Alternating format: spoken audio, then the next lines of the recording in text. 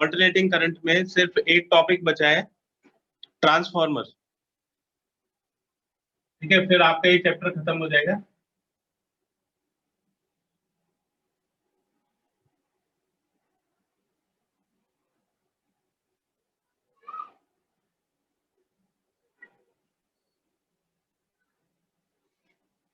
तो जो ट्रांसफॉर्मर है, this is an electrical device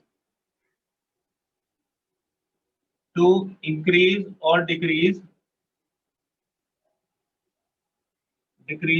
the voltage.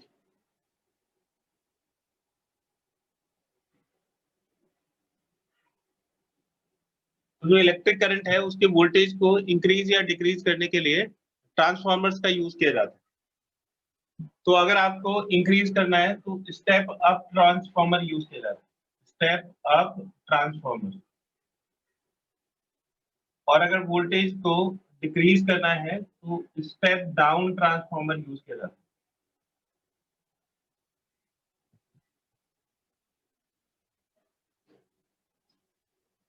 तो दो तरह के ट्रांसफॉर्मर्स होते हैं, स्टेप अप ट्रांसफॉर्मर और स्टेप डाउन ट्रांसफॉर्मर।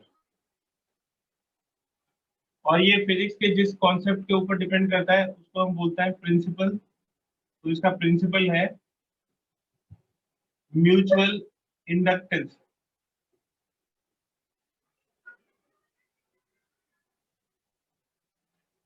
तो ये जो डिवाइस है, इलेक्ट्रिकल डिवाइस, किसी ना किसी फिजिक्स के कॉन्सेप्ट के ऊपर बेस्ड होती है। तो ट्रांसफॉर्मर जो है वो बेस्ड है म्यूचुअल इंडक्टेंस के ऊपर। अब इसका कंस्ट्रक्शन देखते हैं और उसमें देखते हैं कि भाई कैसे हम स्टेप अप करते हैं वोल्टेज को, कैसे स्टेप डाउन करते हैं।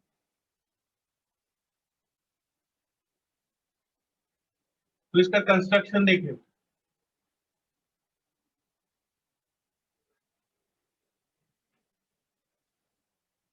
इसमें एक रेक्टेंगुलर फ्रेम होता है सॉफ्ट आयरन स्ट्रिप्स का।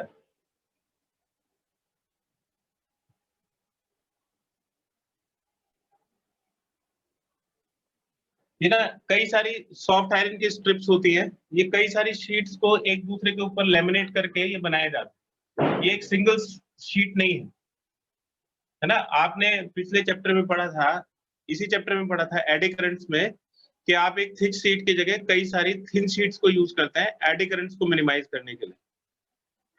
तो इसमें एक रेक्टेंगुलर फ्रेम होता है, ये एक रेक्टेंगुलर फ्रेम है, रेक्टेंगुलर फ्रेम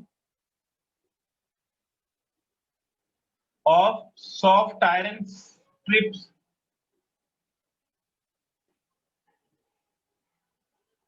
तो सॉफ्ट आयरन की स्ट्रिप्स का एक रेक्टेंगुलर फ्रेम होता है और ये जो स्ट्रिप्स हैं ये पैरेलल होती है।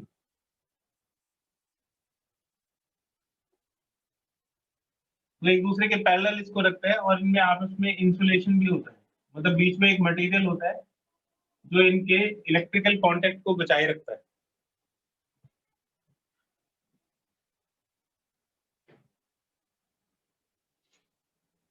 तो देखिए इसमें एक तो इस वाले एंड में एक कॉइल को इस तरह से कनेक्ट कर दिया जाता है, ये कॉइल इसके साथ कनेक्टेड होती है और इसमें आप एसी का एक सोर्स कनेक्ट कर देते हैं, इसको बोलते हैं प्राइमरी कॉइल।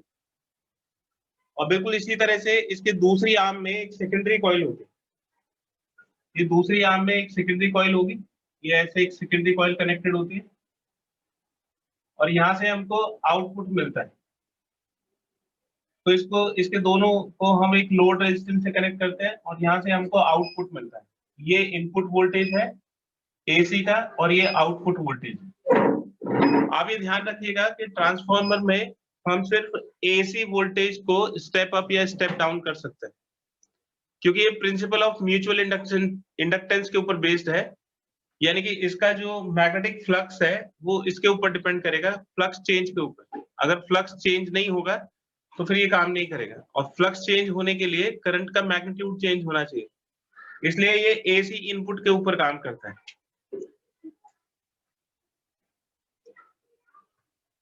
इसमें जो नंबर ऑफ टर्न्स है प्राइमरी कॉइल में उसको एनपी से डिनोट करते हैं और इसमें जो नंबर ऑफ टर्न्स है उसको एनएस से डिनोट करते हैं।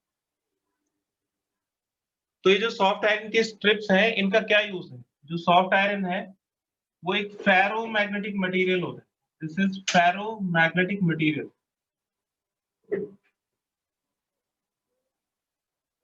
तो जो फेरोमैग्नेटिक मटेरियल होता है उसका क्या यूज होता है, इसका जो रिलेटिव मैग्नेटिक परमेबिलिटी है वो बहुत ज्यादा होती है, वेरी हाई, है ना। तो इसमें जो minimise leakage of magnetic flux, तो इसमें जो मैग्नेटिक फ्लक्स है वो इससे बाहर नहीं जाता, यानी कि मैग्नेटिक फील्ड इससे बाहर नहीं जाता, तो ये मैग्नेटिक फ्लक्स के लीकेज को मिनिमाइज करता है।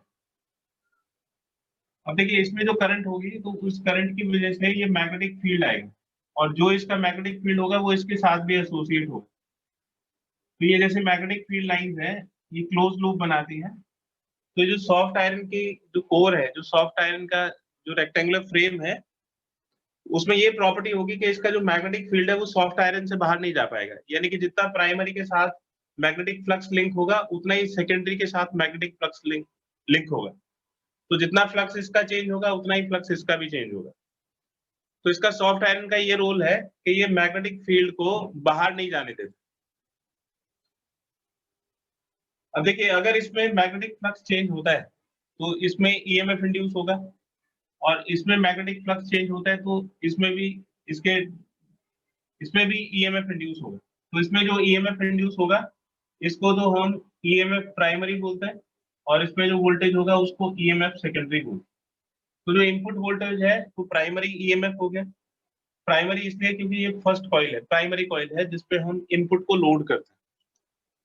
ये जो नंबर ऑफ टर्न्स है इनकी वजह से इसमें ईएमएफ जो वोल्टेज है वो चेंज होता है। आगे हम देखेंगे कि इसमें वोल्टेज किस तरह से चेंज होता है। तो देखिए कि एसी, ये जो इनपुट एसी है, जैसे जैसे इसकी वैल्यू बढ़ेगी वोल्टेज की, वैसे वैसे इसका मैग्नेटिक फील्ड भी चेंज होगा। मैग्नेटिक फील्ड चेंज होगा कि जो कॉइल्स हैं इन कॉइल से एसोसिएटेड मैग्नेटिक फ्लक्स चेंज होगा, और अगर इससे मैग्नेटिक फ्लक्स चेंज होगा तो इससे भी मैग्नेटिक फ्लक्स चेंज होगा, जिसकी वजह से इसकी सेकेंडरी कॉइल में ईएमएफ इंड्यूस होगा।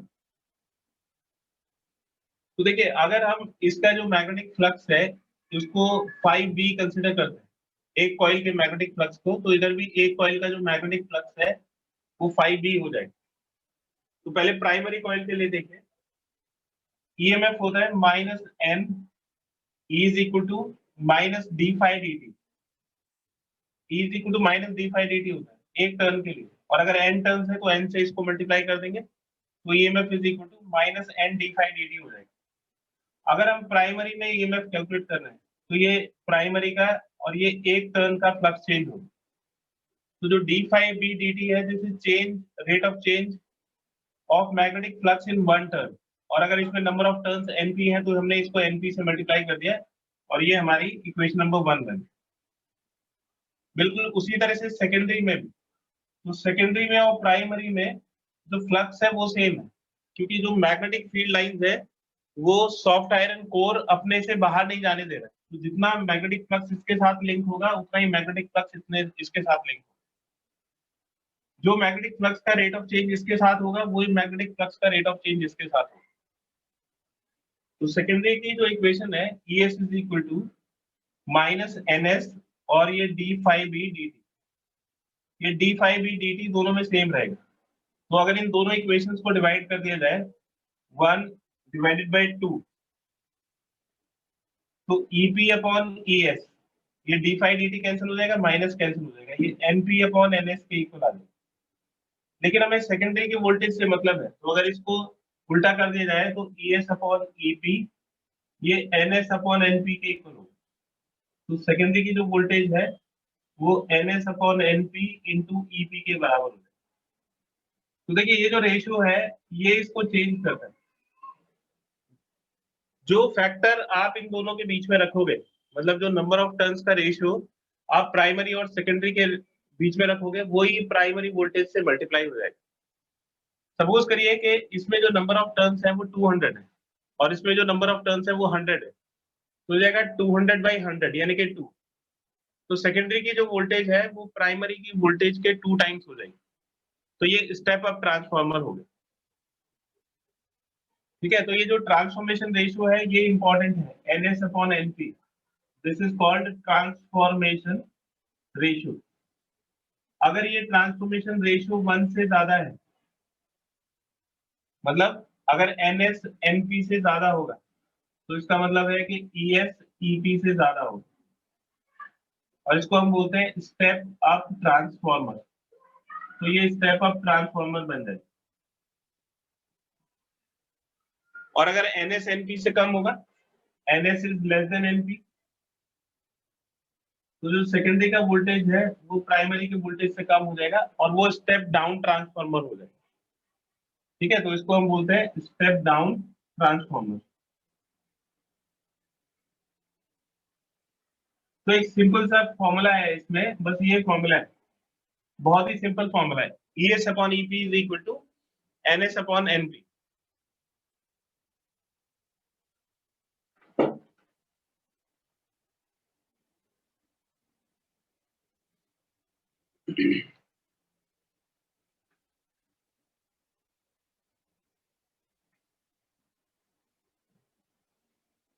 एक और दूसरी तरह का ट्रांसफॉर्मर होता है, उसकी एफिशिएंसी और ज्यादा होती है।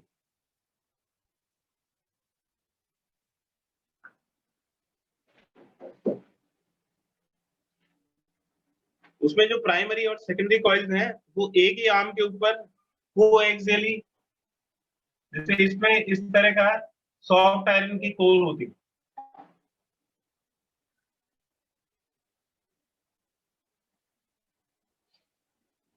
ठीक है, इसमें कई सारी स्ट्रिप्स लगी हुई होती है, कई सारी स्ट्रिप्स से इस तरह का एक फ्रेम बनाया जाता है। इसमें ये प्राइमरी कॉइल और ये सेकेंडरी कॉइल एक ही फ्रेम के ऊपर कनेक्टेड होती है ना। इसमें ये प्राइमरी वोल्टेज होगी और इसमें ये सेकेंडरी वोल्टेज होगी।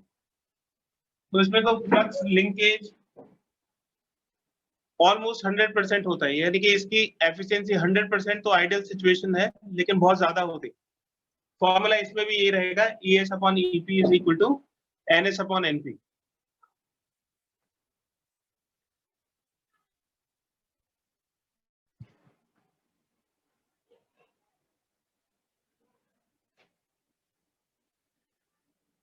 जो आइडियल ट्रांसफॉर्मर होता है, आइडियल ट्रांसफॉर्मर, उसकी एफिशिएंसी 100% होती है। Efficiency is equal to 100%। Efficiency का मतलब होता है कि जो आउटपुट पावर है और जो इनपुट पावर है उसका रेशियो 100% यानी कि 1 होता है, यानी कि आउटपुट पावर इनपुट पावर के इक्वल। तो आइडियल का मतलब है कि ये सिचुएशन कभी पॉसिबल नहीं है, इसको हम सिर्फ थ्योरी में अज्यूम कर सकते हैं। तो अगर कोई आइडियल ट्रांसफॉर्मर है तो उसमें जितना इनपुट में पावर होगा उतना ही आउटपुट में पावर होगा। तो ये जो पावर ऑफ इनपुट है that is equal to power of output. Input power हो जाएगा primary voltage primary current, secondary voltage secondary current.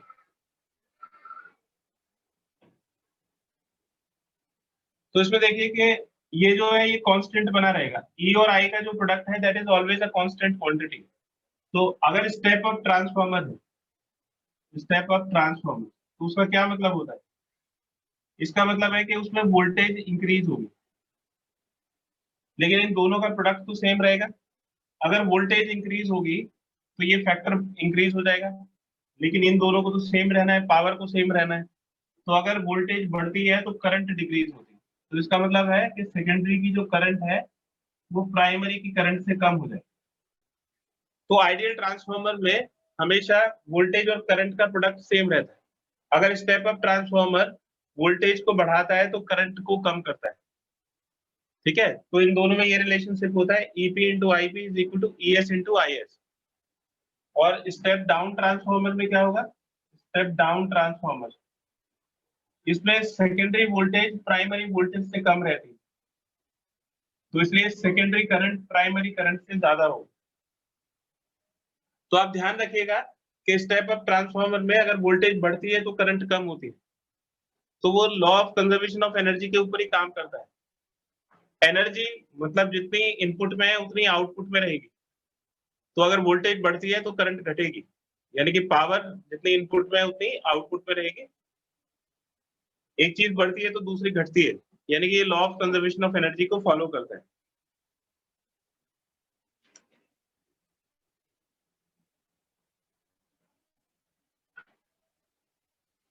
इसमें एक बड़ा इंपॉर्टेंट क्वेश्चन है कि सॉफ्ट आयरन स्ट्रिप्स क्यों यूज करी जाती है? Why are soft iron strips are used in making the frame of the transformer? तो जब भी आपसे ट्रांसफॉर्मर का क्वेश्चन पूछा जाएगा तो उसमें ये क्वेश्चन भी साथ में जुड़ा हुआ आएगा कि सॉफ्ट आयरन की कोर या सॉफ्ट आयरन की स्ट्रिप्स क्यों यूज करी जाती है।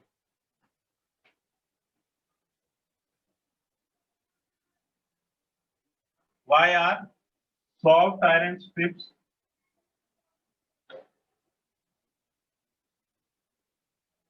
are used in making the frame of the transformer?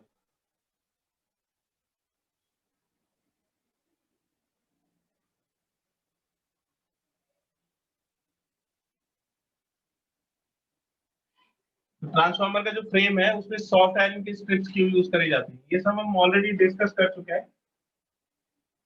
तो इसका पहला तो ये है कि इसका जो रिलेटिव मैग्नेटिक परमेबिलिटी है that is very high.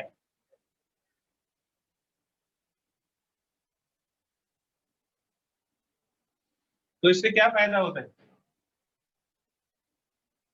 Most of the magnetic flux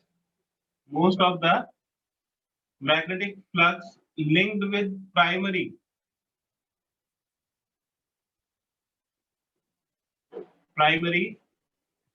coil is also linked with secondary coil.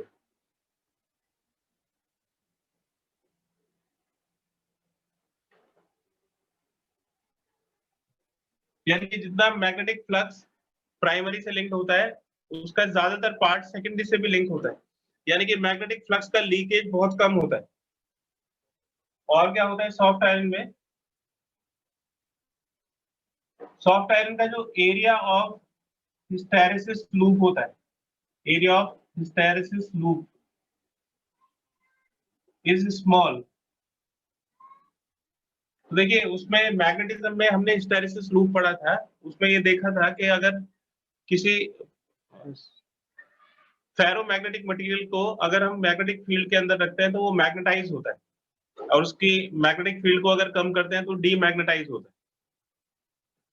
उसका ग्राफ एक लीफ की तरह आता है। तो जो एरिया ऑफ हिस्टैरिसीस लूप है, हिस्टैरिसीस इस तरह से आता है, इस तरह की स्ट्रक्चर होती है उसमें। इसको बोलते हैं रिटेंटिविटी और इसको बोलते हैं कोएर्सिविटी। तो इसका जो एरिया है वो एनर्जी लॉस को बताता है।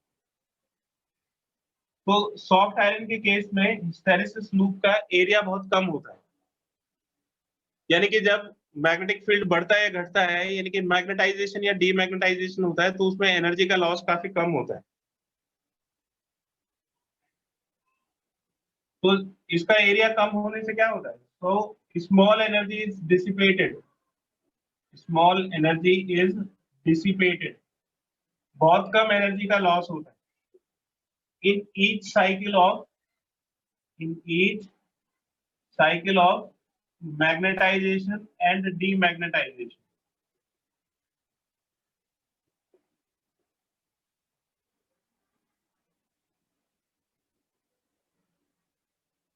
ये इसकी दूसरी प्रॉपर्टी है। और इसमें एक और प्रॉपर्टी है कि इसकी स्ट्रिप्स की, ये तो सॉफ्ट आयरन की प्रॉपर्टी हो गई। अभी हमने स्ट्रिप्स को यूज नहीं किया है, सिर्फ सॉफ्ट आयरन को यूज किया है। तो सॉफ्ट आयरन में ये दो प्रॉपर्टीज होगी। और स्ट्रिप्स में क्या use?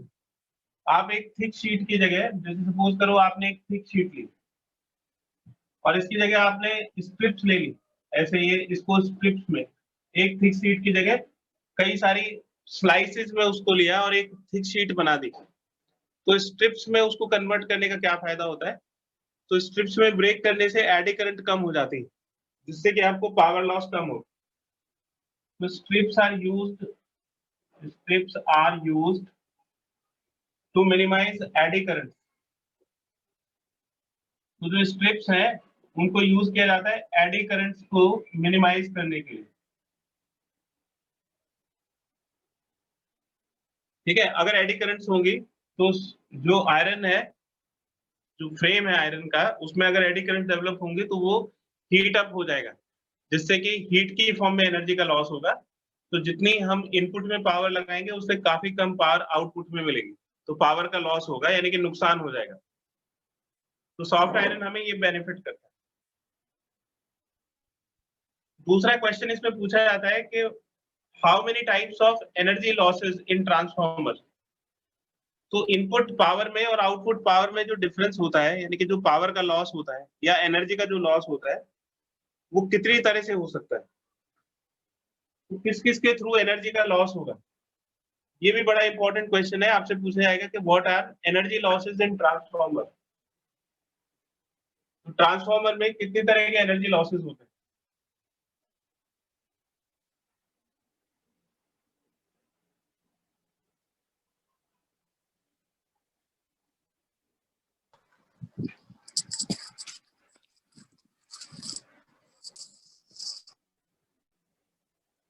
Energy losses in transformer,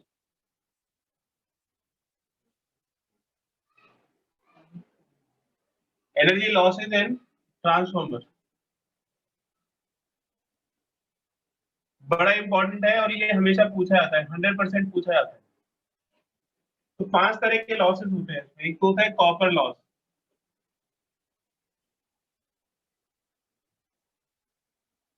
दूसरा होता है आयरन लॉस,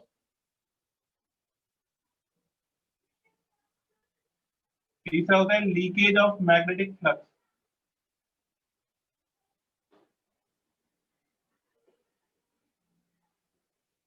चौथा होता है हिस्टैरिसीस लॉस,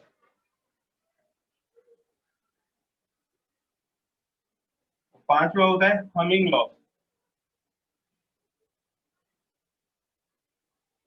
तो एनर्जी जो है वो 5 तरीके से कम होती है। कॉपर लॉस का क्या मतलब है? कॉपर लॉस का मतलब है कि प्राइमरी और सेकेंडरी में जो कॉपर की कॉइल्स यूज करी जाती है, तो उसमें जब करंट पास होगी तो हीट कॉपर के थ्रू, ये जो कॉपर है, this is energy loss in copper coils. तो जो कॉपर की कॉइल्स होते हैं उसमें हीट की फॉर्म में एनर्जी का लॉस होता है, I²RT।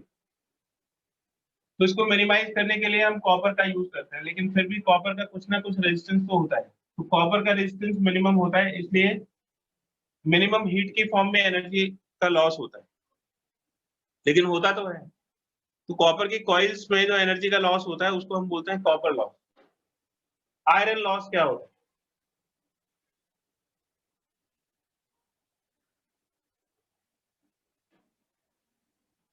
तो power is lost due to eddy currents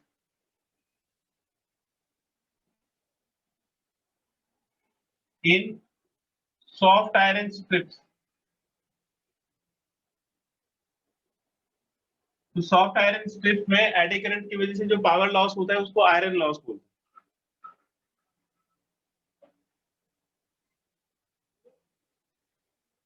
देखिए सॉफ्ट आयरन को यूज करने के बाद भी सम मैग्नेटिक फ्लक्स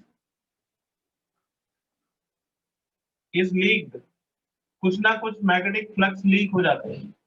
यानी कि जितना प्राइमरी के साथ मैग्नेटिक फ्लक्स एसोसिएटेड होता है उतना सेकेंडरी के साथ मैग्नेटिक फ्लक्स एसोसिएटेड नहीं होता। तो 5% 10% के करीब मैग्नेटिक फ्लक्स लीक हो ही जाता है सॉफ्ट आयरन को यूज करने के बाद भी। Hysteresis loss, loss of energy, loss of energy in iron strips due to magnetisation and demagnetisation.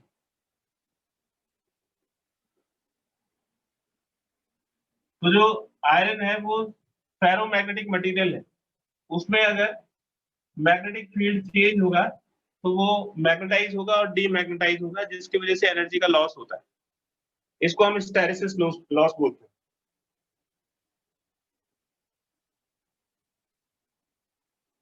देखिए जब कॉपर की कॉइल्स में करंट पास होती है तो उसमें एक साउंड आती है, काफी मतलब जैसे बीज की साउंड आती है, हमिंग साउंड आती है उसके अंदर। तो sound is a form of energy, तो साउंड की फॉर्म में भी एनर्जी का लॉस होता है।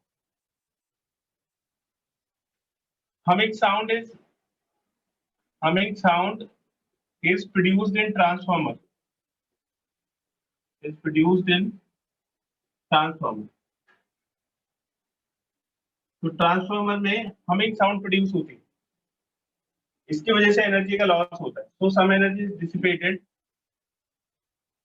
सम energy is dissipated as sound energy. तो इतनी तरह से आप इसको कम तो कर सकते हो ये एनर्जी लॉसेस को, लेकिन जीरो नहीं कर सकते। इस वजह से जो ट्रांसफॉर्मर है वो आउटपुट पावर कभी भी इनपुट पावर के इक्वल नहीं हो पाती, उसमें कुछ ना कुछ गैप रह जाता है। तो इसलिए हम उस आइडियल ट्रांसफॉर्मर बोलते हैं, क्योंकि वो प्रैक्टिकली पॉसिबल नहीं है, वो सिर्फ थ्योरी में हो सकता है।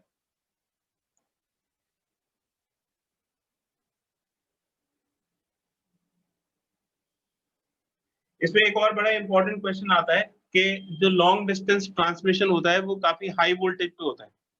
आपने देखा होगा कि जो बड़े बड़े वायर्स बहुत ऊंची हाइट पे जो पावर स्टेशन से आपके टाउन तक आते हैं, आपकी सिटी तक आते हैं, उनकी वोल्टेज काफी हाई होती है, 11,000 22,000 वोल्ट। तो उसका क्या बेनिफिट होता है? तो जो लॉन्ग डिस्टेंस ट्रांसमिशन होता है पावर का, वो हाई वोल्टेजेस पे क्यों रखा जाता है? तो एक और क्वेश्चन इसमें बहुत इंपॉर्टेंट है, long distance transmission of AC is done at very high voltages. India में 11,000 वोल्ट पे लॉन्ग डिस्टेंस ट्रांसमिशन करते हैं, तो उसका रीजन क्या होता है? Long distance transmission of AC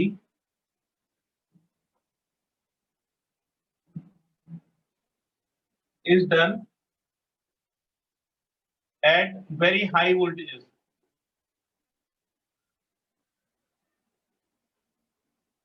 Why?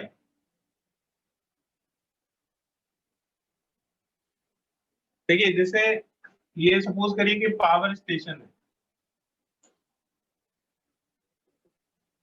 और ये आपका टाउन है। तो यहाँ से पावर स्टेशन से ये जो है इनपुट वोल्टेज है, और ये यहाँ तक जो पहुंचेगी वो आउटपुट वोल्टेज है। तो जो वोल्टेज है वो काफी हाई रखा जाता है। क्यों रखा जाता है? कि जो पावर है जिसको ट्रांसमिट करना है, पीटी, वो वायर्स के थ्रू ट्रांसमिट होगी। और सपोज करिए कि इन वायर्स का जो रेजिस्टेंस है वो आर है, तो पावर का फॉर्मूला होता है, इनमें जो करंट फ्लो करेगी ये आई स्क्वायर आर के इक्वल होगी, है ना। ये पावर टू बी ट्रांसमिटेड नहीं है, ये पावर लॉस है, power loss through wires, loss through wires. तो जब आप वायर के थ्रू एसी को भेजेंगे तो ये जो रेजिस्टेंस है ये इतनी पावर लॉस करेगा, यानी कि आई स्क्वायर आर के बराबर पावर लॉस करेगा।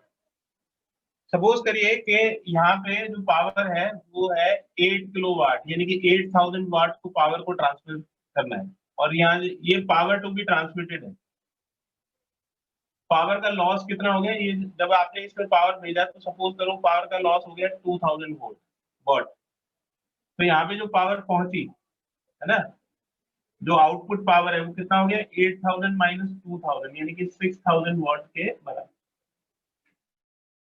तो देखिए, वायर्स में से जब आप पावर को यानी कि इलेक्ट्रिसिटी को पास करते हैं तो उसमें पावर का लॉस हो जाता है हीट की फॉर्म में। तो जितनी पावर हम भेजना चाहते हैं उतनी पावर नहीं मिलती। पावर स्टेशन ने कितनी पावर भेजी? 8,000 वॉट। टाउन तक कितनी पहुंची? 6,000 वॉट, यानी कि 2,000 वॉट पावर का लॉस हो गया। तो हम ये चाहते हैं कि ये कम से कम हो, इसको कम करना चाहते हैं पावर लॉस। तो ये जो आई स्क्वायर आर है ये ट्रांसमिशन करंट है, आई टी, है ना। अब ये वाली जो पावर है इसको हम बोलते हैं पावर टू बी ट्रांसमिटेड, और ये पावर लॉस होगी। तो जो पावर टू बी ट्रांसमिटेड है इसका फॉर्मूला हो जाएगा आई स्क्वायर आर। तो यहाँ से हम करंट की वैल्यू निकाल सकते हैं, तो आई टी स्क्वायर किसके बराबर हो जाएगा? या अगर वोल्टेज के टर्म्स में देखें तो वोल्टेज के टर्म में पावर का फॉर्मूला होता है वी स्क्वायर अपॉन आर, तो ये V T square upon R हो। और दूसरा अगर हम देखेंगे तो पावर हो जाएगा वी टी इंटू आई। तो देखिए जो ट्रांसमिशन करंट है वो हो जाएगा power to be transmitted divided by voltage at which power is transmitted. तो IT की वैल्यू हम लिख सकते हैं PT upon VT square into R। तो ये जो PT square R divide by VT square होगा। अब देखिए ये जो रेजिस्टेंस है ये फिक्स्ड है, बायस का जो रेजिस्टेंस है, जो एक बार पावर की लाइन आपने बिछा दी वो फिक्स हो गया, तो ये रेजिस्टेंस फिक्स है, इसका हम कुछ नहीं कर सकते। जो पावर जितनी आपको भेज दी है, जितनी डिमांड है वो भी फिक्स है। तो पावर लॉस किससे कम करी जा सकती है? ट्रांसमिशन वोल्टेज से कम करी जा सकती है। तो अगर ये मान लो कि वोल्टेज ज्यादा होगी तभी तो पावर कम होगी। तो पावर लॉस को कम करने के लिए वोल्टेज को, ट्रांसमिशन वोल्टेज को काफी हाई रखा जाता है। अगर हम इसको वोल्टेज को काफी कम रखें, मान लो 220 वोल्ट यहाँ पे रखें, तो पावर लॉस बहुत ज्यादा हो जाएगा, इतना ज्यादा कि ये वहां तक पहुंच ही नहीं पाएगा, ऑलमोस्ट सारी पावर तो खत्म हो जाएगी रास्ते में, क्योंकि लॉन्ग डिस्टेंस ट्रांसमिशन है तो बहुत ज्यादा पावर का कंजम्पशन हो जाता है। तो इसलिए बहुत हाई वोल्टेज पे रखा जाता है ताकि पावर लॉस कम से कम हो। अब हाई वोल्टेज करेंगे कैसे? तो वोल्टेज को बढ़ाने के लिए फिर हम ट्रांसफॉर्मर्स का यूज करते हैं। तो यहाँ पे जो पावर स्टेशन है उस पर तो वोल्टेज बढ़ानी है, तो यहाँ पे स्टेप अप ट्रांसफॉर्मर का यूज किया जाता है। 440 वोल्ट पे अगर आप पावर को प्रोड्यूस कर रहे हो तो स्टेप अप ट्रांसफॉर्मर से उसको 11,000 वोल्ट तक ले जाएंगे। अब हमारे घरों में जो बिजली है, जो हम AC यूज करते हैं, वो 220 वोल्ट की करते हैं। तो यहाँ पे 11,000 वोल्ट से आप भेजोगे, यहाँ पे और वोल्टेज कम हो जाएगी। सपोज करो 11,000 से भेजने पे यहाँ पे वोल्टेज 9,000 वोल्ट रह गया, क्योंकि पोटेंशियल का डिफरेंस होगा तो यहाँ पे वोल्टेज तो कम ही रहेगी।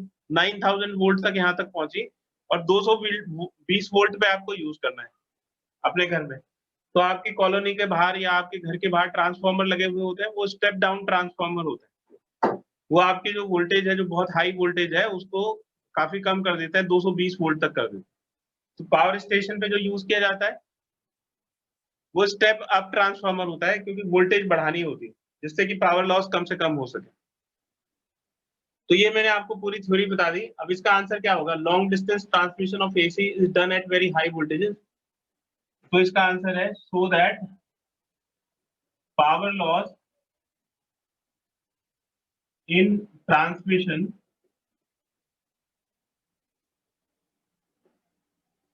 में भी डिक्रीज। तो पावर लॉस को डिक्रीज करने के लिए हम बहुत हाई वोल्टेजेस पे पावर को ट्रांसमिट करते हैं। ठीक है, उसमें ये पूरा आपको थ्योरी दिखानी है। ये और अच्छे से समझ में आएगा। अभी एक न्यूमेरिकल इसके ऊपर बेस्ड करते हैं, वो मैंने ग्रुप में भेजा हुआ है न्यूमेरिकल, आपको आप पढ़िएगा उसको। ये बेटा ये नोट्स में नहीं है, तो इसको आप एक बार कॉपी कर लीजिए या इसका स्क्रीनशॉट ले लीजिए।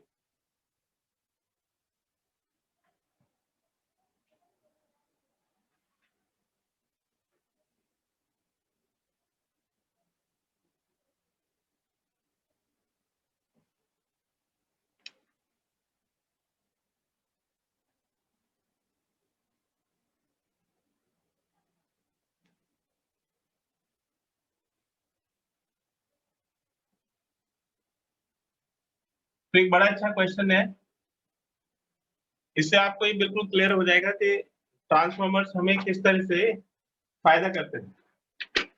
A small town with a demand of 800 kilowatt.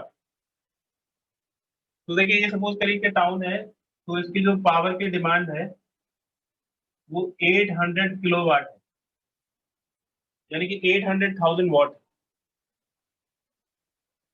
Of electric power at 220 volt.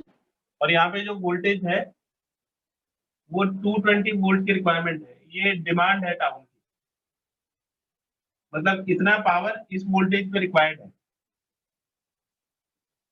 और जो टाउन है वो एक इलेक्ट्रिक प्लांट जो कि 440 वोल्ट पे पावर को जनरेट कर रहा है, उससे 15 किलोमीटर दूर है। तो ये 15 किलोमीटर पे ये 2 वायर पावर लाइन बिछाई जाएगी। ठीक है, ये डबल वायर इसलिए होता है कि ताकि ये एक दूसरे के मैग्नेटिक इफेक्ट को कैंसिल कर सके। यहाँ पे ये पावर स्टेशन है, पावर स्टेशन और यहाँ पे जो इसका इनपुट वोल्टेज है वो 440 वोल्ट पे ये पावर को जनरेट कर रहा है। The resistance of the two wire lines, to wires की लाइंस है, इसका रेजिस्टेंस दे रखा है। तो जो रेजिस्टेंस है वो 0.5 ओम पर किलोमीटर है, 0.5 ओम पर kilometre.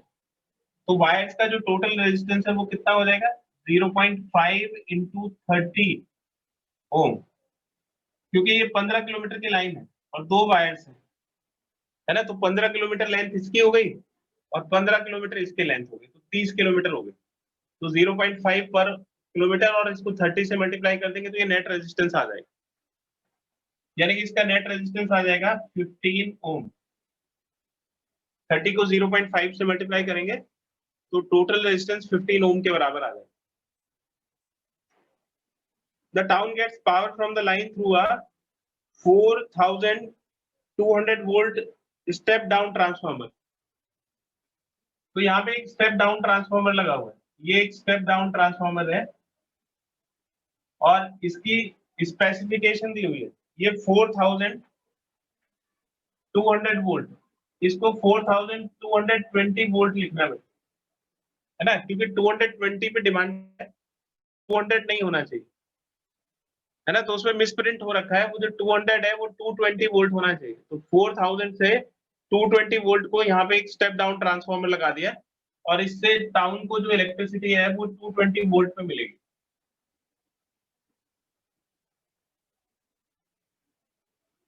Estimate the line power of loss in the form of heat. तो पहले तो आपको इसमें लॉस बताना है कि पावर लॉस कितना होगा, पावर लॉस बताना है। How much power the plant supply, ये अगर आउटपुट पावर है तो यहाँ पे जो पावर स्टेशन है ये कितनी पावर सप्लाई करेगा वो बताना है। 800 किलोवाट तो इसकी डिमांड है, ये उससे ज्यादा पावर सप्लाई करेगा क्योंकि कुछ पावर का लॉस भी होगा, तो पावर लॉस को इसमें ऐड कर देंगे तो वो टोटल पावर आ जाएगी। तो पहले पार्ट में जो पावर लॉस निकालेंगे उस पावर लॉस को इसमें ऐड कर देंगे। मान लो 400 किलोवाट आता है तो इसने कितनी भेजी होगी, 1200 किलोवाट भेजी होगी, जिसमें से 400 यहाँ पे खर्च हो गई, तो टाउन को 800 किलोवाट मिल जाएगी। तो दूसरे पार्ट में उसने पूछा है कि भाई ये इनपुट पावर सप्लाई कितना होगा, और तीसरे पार्ट में पूछा है characterise the step up transformer at the plant. Plant पे जो स्टेप अप ट्रांसफार्मर होगा इसका कैरेक्टराइजेशन पूछा है ना। तो जैसे इसमें आपको बता रखा है कि 4000 से 220 कर रहा है, तो ये कितने से किस में करेगा, तो ये 440 वोल्ट, इसका इनपुट तो हमें पता है 440 वोल्ट, इसका आउटपुट बताना है कि इसका आउटपुट कितना हो। तो ये 440 वोल्ट को कितने पे आउटपुट में भेजेगा, तो ये सिचुएशन है। अब इससे देखिए कि हम पावर लॉस कैसे निकाल सकते हैं। तो पावर लॉस क्या होगा, इनमें जो करंट ट्रांसमिट होगी, ये ट्रांसमिट करंट है, तो पावर लॉस हो जाएगा आई स्क्वायर इंटू आर। आर हमें पता है, बस हमें ट्रांसमिशन करंट निकालनी है कि ट्रांसमिशन करंट कितनी हो। तो अब देखिए डेटा देखिए कि किस चीज से हम ट्रांसमिशन करंट को निकाल सकते हैं।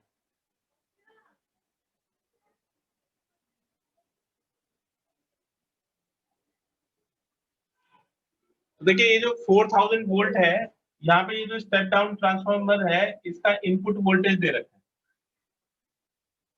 तो स्टेप डाउन ट्रांसफार्मर का देखिए इनपुट वोल्टेज और आउटपुट, ये इनपुट करंट, इनपुट वोल्टेज और इनपुट करंट, ये आउटपुट वोल्टेज और आउटपुट करंट, इन दोनों में क्या रिलेशनशिप होगा। तो देखिए इसका हमें इनपुट वोल्टेज पता है, ये 4000 वोल्ट है, तो ये जो इनपुट करंट है इसमें करंट तो सेम ही रहेगी, तो ये जो इनपुट करंट है ये ट्रांसमिशन करंट रहेगी, क्योंकि करंट तो अलग अलग नहीं हो सकते, ये पूरा एक वायर है तो इसमें एक ही करंट होगा। और यहाँ पे इसकी जो इनपुट करंट है वो आईपी, यानी कि आईपी को हम क्या लिख सकते हैं, ट्रांसमिशन करंट लिख सकते हैं।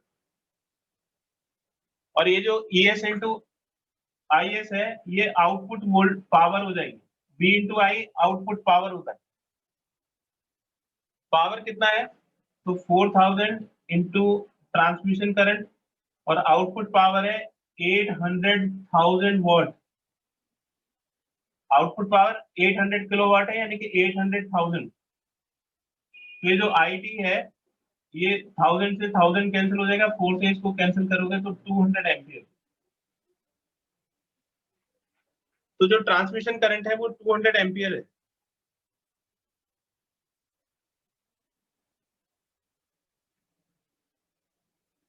तो अगर हम यहाँ ट्रांसमिशन करंट की वैल्यू पुट कर दें तो हमें पावर लॉस मिल जाएगा कि कितना पावर लॉस होगा। तो ट्रांसमिशन करंट हो गया 200 का स्क्वायर, और R हो गया 15, तो ये हो जाएगा 400 100 इंटू 15, 15 4 जा 60, तो ये कितना हो गया 600 किलोवाट। तो इतना पावर लॉस होगा। तो जो वायर्स हैं इस ट्रांसमिशन करंट पे इतने पावर का लॉस कर देंगे। तो ये जो टाउन है इसने कितनी पावर भेजी होगी, तो ये जो इनपुट है ये दो जगह खर्च होगी, एक तो पावर लॉस में खर्च होगी और पावर डिमांडेड जो टाउन ने डिमांड करी है। तो पावर लॉस कितना हुआ 600 किलोवाट का, डिमांड कितनी थी 800 किलोवाट, तो ये 1400 किलोवाट। ठीक है, तो जो जनरेटिंग पावर स्टेशन है, जो पावर स्टेशन है उस पे कितनी पावर की जो इलेक्ट्रिसिटी है वो ये भेज रहा है 1400 किलोवाट। उसमें से 600 किलोवाट की जो पावर है वो लॉस हो गई है और टाउन तक 800 किलोवाट पहुंचेगा। अब इसने पूछा है characterise the step up transformer at the plant. अभी जो प्लांट है इसका स्टेप अप यानी कि इसकी वोल्टेज बतानी है। तो देखिए जब हम निकालेंगे कि वोल्टेज का कितना लॉस हो जाएगा, तो जब इसमें से करंट पास करेगी तो जो वोल्टेज है, वोल्टेज ड्रॉप वो I इंटू R के बराबर होता है। तो ट्रांसमिशन करंट कितना है 200 एम्पियर और रेजिस्टेंस कितना है 15, 3000 वोल्ट। तो 3000 वोल्ट का ड्रॉप हो गया, यानी कि जब करंट इसमें गई है तो 3000 वोल्ट ड्रॉप हो गया। तो इसका मतलब यहाँ पे वोल्टेज कितना होगा, तो voltage secondary voltage at step up transformer, ये जो यहाँ पे जो स्टेप अप ट्रांसफार्मर होगा उसकी सेकेंडरी वोल्टेज कितनी होगी। तो देखो ये यहाँ तक जो वोल्टेज पहुंच रही है वो 4000 पहुंच रही है और 3000 का लॉस हो गया, ये 3000, तो 7000 वोल्ट। तो इसमें देखिए क्या हो रहा है, ये जो यहाँ पे स्टेप अप ट्रांसफार्मर है ये 440 वोल्ट को कितने पे कर रहा है 7000 वोल्ट पे कर रहा है। क्यों करना है हमें, क्योंकि जितना ज्यादा वोल्टेज होगा करंट उतनी कम हो जाएगी, फिर इसमें पावर लॉस होगा और वोल्टेज ड्रॉप होगा। कितने पावर का लॉस हो रहा है 600 किलोवाट, कितने वोल्टेज का ड्रॉप हो रहा है 3000 वोल्ट।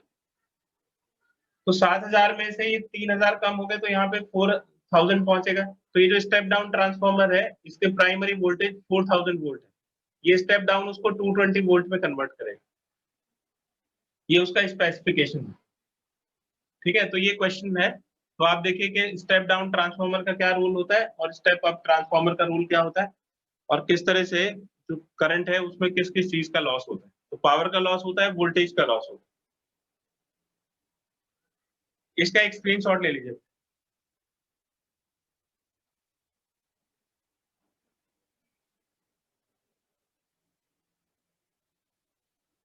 तो बेटा ये चैप्टर तो पूरा खत्म हो गया। अब नेक्स्ट क्लास में स्टार्ट करेंगे इलेक्ट्रोमैग्नेटिक वेव्स। वो थ्योरी का चैप्टर है, उसमें न्यूमेरिकल्स नहीं पूछे जाएंगे आपसे ज्यादा, तो रटने का ज्यादा चैप्टर। तो नेक्स्ट क्लास में पढ़ेंगे फिर इलेक्ट्रोमैग्नेटिक वेव्स।